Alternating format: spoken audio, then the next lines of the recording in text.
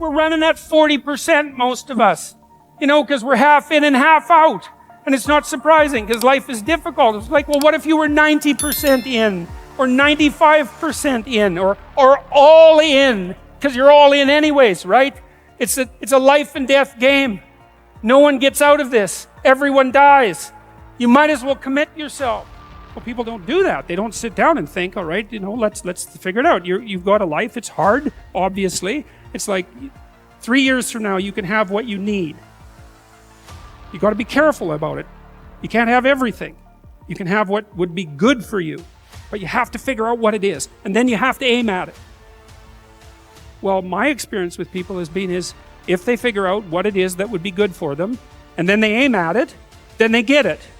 And it's strange because it's a strange thing. It's not quite that simple because, you may formulate an idea about what would be good for you, and then you take 10 steps towards that, and you find out that your formulation was a bit off, and so you have to reformulate your goal. So you're kind of going like this as you move towards the goal.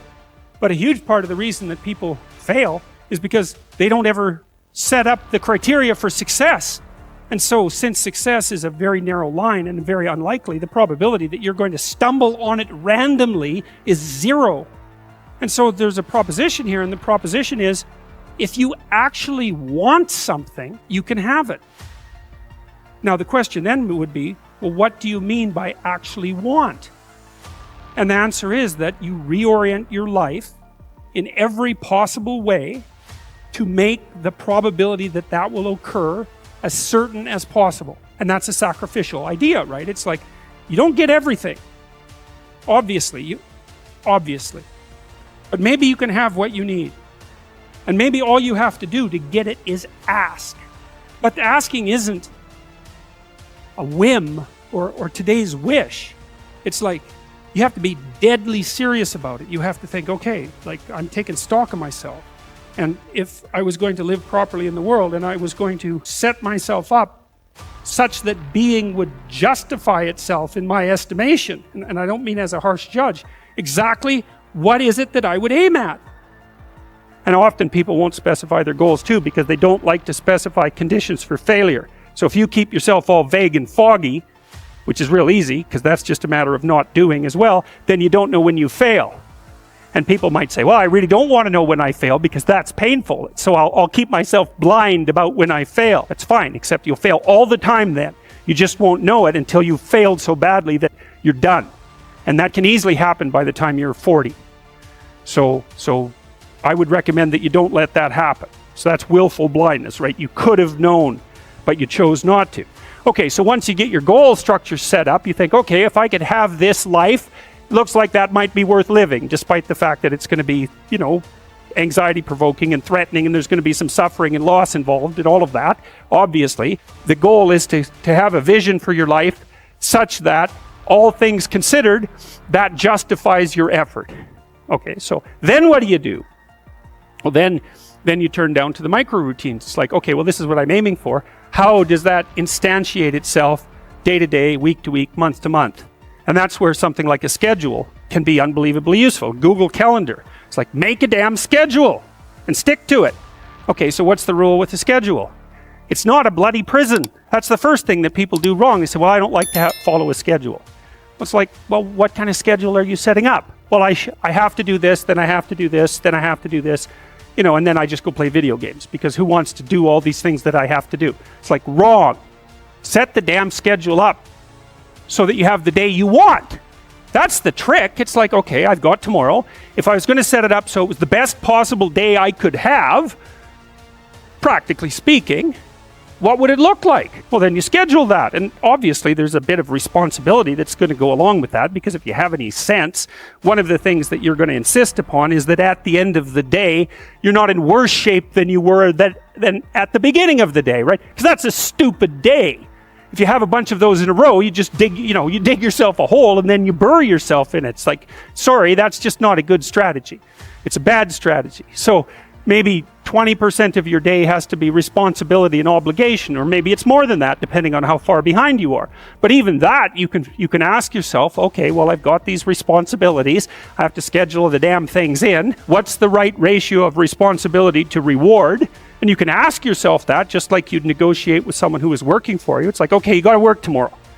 Okay, so I want you to work tomorrow. And you might say, okay, well, what are you going to do for me that makes it likely that I'll work for you?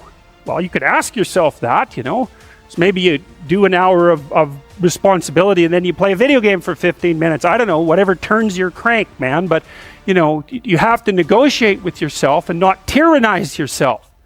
Like you're negotiating with someone that you care for, that you would like to be productive and have a good life. And that's how you make the schedule. It's like, and then you look at the day and you think, well, if I had that day, that'd be good. Great.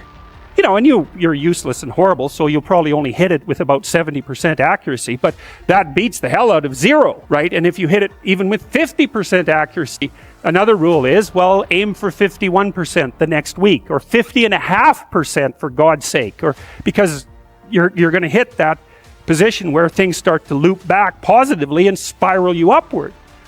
That's rule 1, right? To stand up straight with your shoulders back, is to take on the onslaught and to enter the contentious ring and to do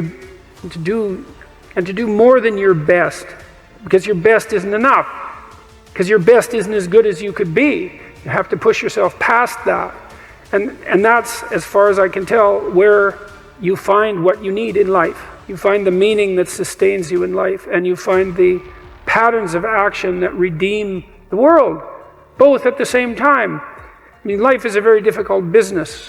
It's fatal, and it's full of suffering, and it's full of betrayal and malevolence. There's nothing about it that's trivial. It's all profound.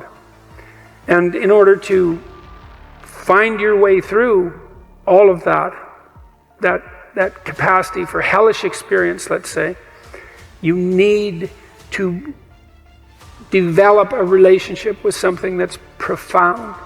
And you have that capacity.